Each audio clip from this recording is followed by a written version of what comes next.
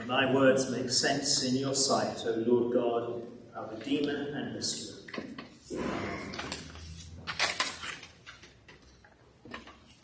Are we thermometers or thermostats? A thermometer tells you the temperature. A thermostat changes the temperature. Do I reflect the temperature in the room, or do I change it? Do we reflect the temperature in society, or do we change it? The little boy in the story brought his packed lunch to Jesus. He changed the temperature. Those around were hungry. He offered what he could. That was all that was needed. Jesus did the rest, offering it to God. The little boy was a thermostat. He made a difference. His sacrifice made a difference. Did he go forward gladly to Jesus? Or were Mum and Dad saying, go on, give it to Jesus. We've always taught you to share. God does wonderful things. Or was he grudging?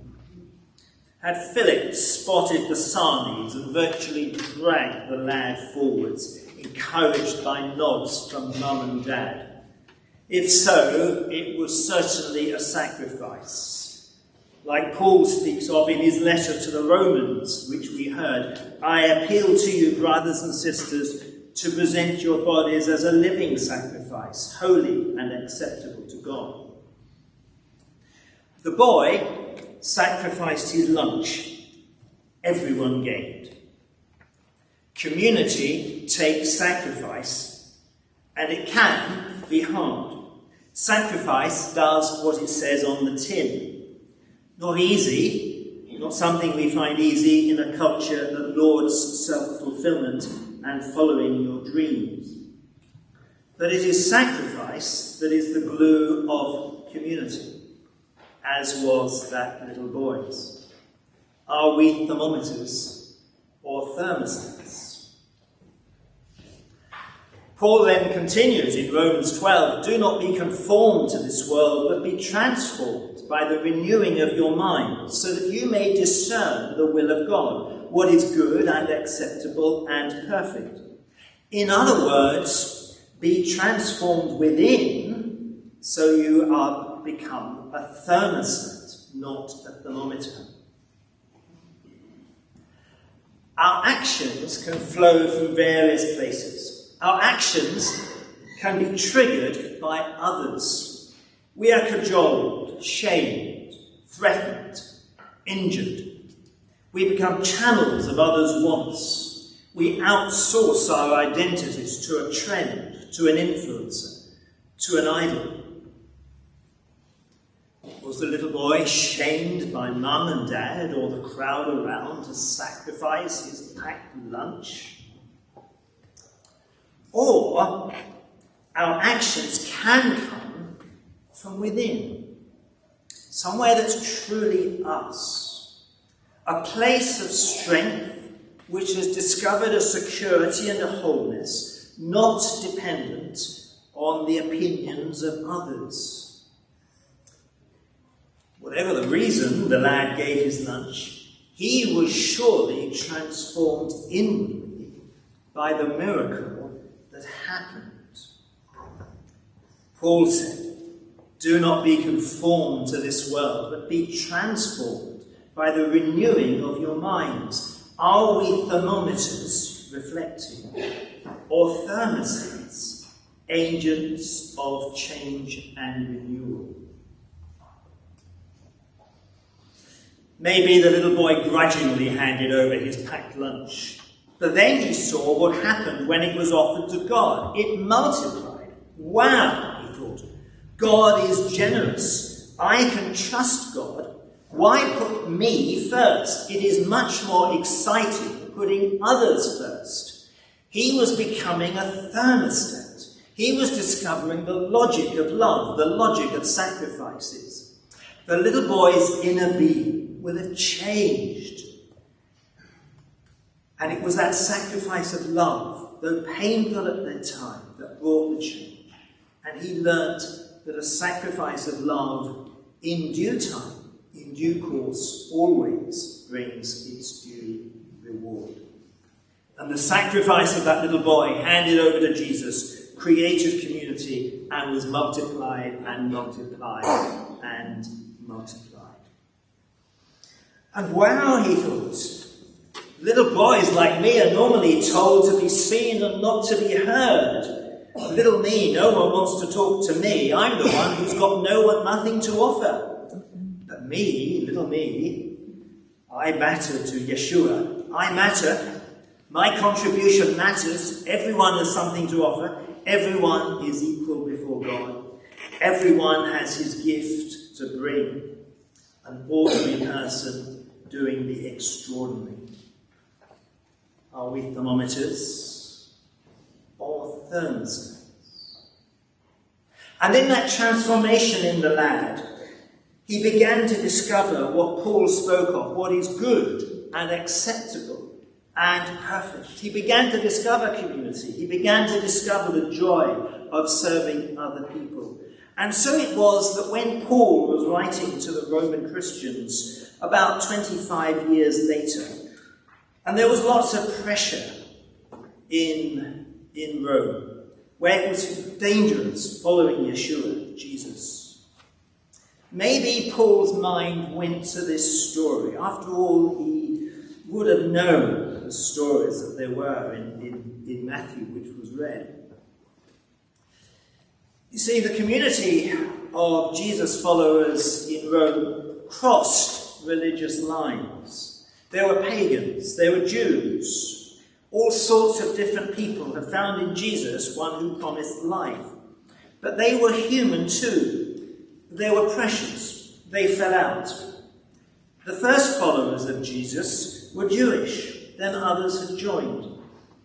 Then Emperor Claudius had scapegoated the Jews for riots. They've always been scapegoated.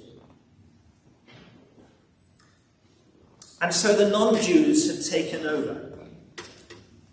But Claudius had died. And the Jews came back, and there were tensions and power struggles. And Paul perhaps thinks we need some of that little boy stuff. We need them to learn about sacrifice. Need them to learn how to discover what is good and acceptable and perfect. Need them to learn about being community. Need them to see the bigger picture. And so he writes, I appeal to you by the mercies of God to present your bodies as a living sacrifice, holy and acceptable to God, which is your spiritual worship. Do not be conformed to this world, but be transformed by the renewing of your minds, so that you may discern what is the will of God, what is good and acceptable and perfect. His readers knew about sacrifices. Sacrifices were probably what they had smelt on their way to gather that day to worship. Sacrifices were what happened to animals as they wandered past a temple on the street. But Paul here is transforming the idea of sacrifice. And in doing so, as a Jew, he goes to the Hebrew scriptures, to the book of Numbers, where the Levites are offered as living sacrifices to serve the eternal one, the Lord. They were to be thermostats, not thermometers. Are we thermostats or thermometers? I appeal to you, Paul writes, be a thermostat. By the mercies of God, present your bodies as a living sacrifice, holy and acceptable to God, which is your spiritual worship. This is how worship is transformed. Not animal sacrifices, but the sacrifice of lives of love. And this is why there can be no true community without worship. Without realizing that there is something, someone bigger. For that is where we discover the logic of sacrifice. In worship, we are embraced by the one, the eternal one, who makes it all worthwhile. by God who upholds justice and makes every sacrifice worth it. And our inner beings are transformed. And you and I are transformed. And the world is that bit better when we leave here today. And Paul, in thinking about this, can make in Romans 12 perhaps the first statement of modern democracy. For as in one body we have many members, so we who are many are one body in Christ, and individually we are members one of another. We have gifts that differ according to the grace given to us. Let love be genuine, hate what is evil, hold fast what is good. Love one another with mutual affection. Outdo one another in showing honour.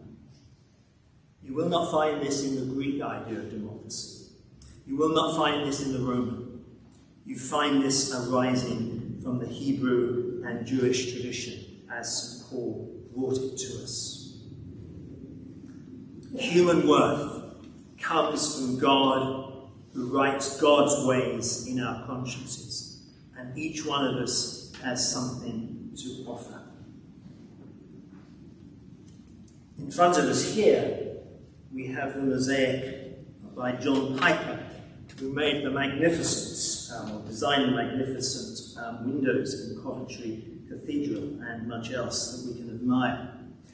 It shows the image of Jesus risen from the dead on Easter Day. Jesus, the one who didn't fit, the one who was weak, the one whom we disabled by nailing him to a cross.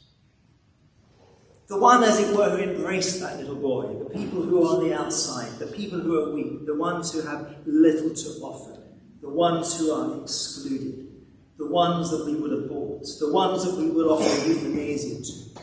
Each of these loved by God. And Jesus, when he was on the cross, held out his arms to embrace every one of us, the little boy, everyone in our community, loved, embraced by God, and calls every one of us to that life of sacrifice, and shows us that it is worthwhile, because Jesus on the cross gave of his life, was murdered by the regime, actually by the Italians. But we were all there in that way. Murdered there, but embracing us all. But even there, showing us that sacrifice is worthwhile. And when Jesus rose from the grave, I think he might have said, it was worth it. For he created a community for eternity. And I will finish by reading this, not because it directly flows, but because it is perhaps poignant and it is relevant. Some words of Pastor Martin Niemöller. First they came to the communists, and I did not speak out, because I was not a communist. Then they came to the socialists, and I did not speak out, because I was not a socialist. Then they came to the trade unionists, and I did not speak out, because I was not a trade unionist. Then they came to the Jews, and I did not speak out, because I was not a Jew. Then they came for me, and there was no one to speak out for me. Are we thermometers or thermostats? A moment of quiet together.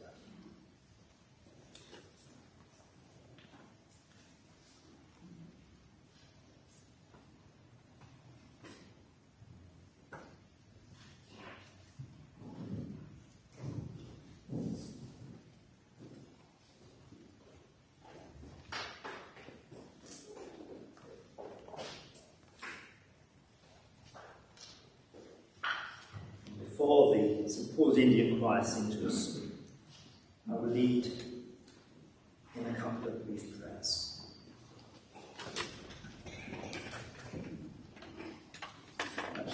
Methodist Conference. God of peace and compassion, we pray for all impacted by the escalation in conflict, for all who are mourning, for all who are fearful, for all traumatized and re-traumatized.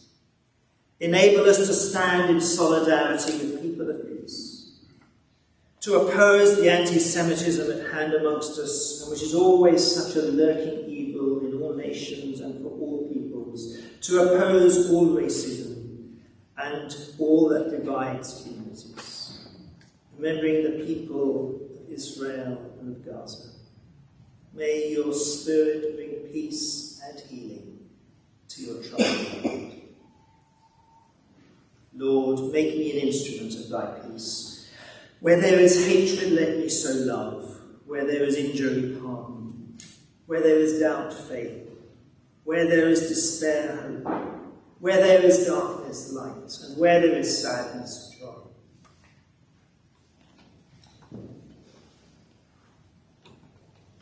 O divine Master, grant that I may not so much seek to be consoled as to console, to be understood as to understand, to be loved as to love.